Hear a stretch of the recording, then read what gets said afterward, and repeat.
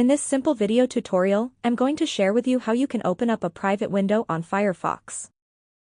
Opening a private browser on Firefox is crucial for maintaining privacy and security. This mode prevents Firefox from saving your browsing history, cookies, and site data, ensuring that no traces of your activity are left behind. To do this, simply open up Firefox.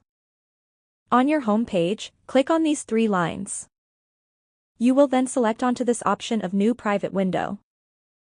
A newly private window will get opened successfully. If you're using a public computer, it helps protect sensitive information and keeps your online actions confidential by not storing data.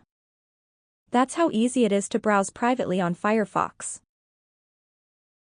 If you have any questions, just let me know in the comments section down below.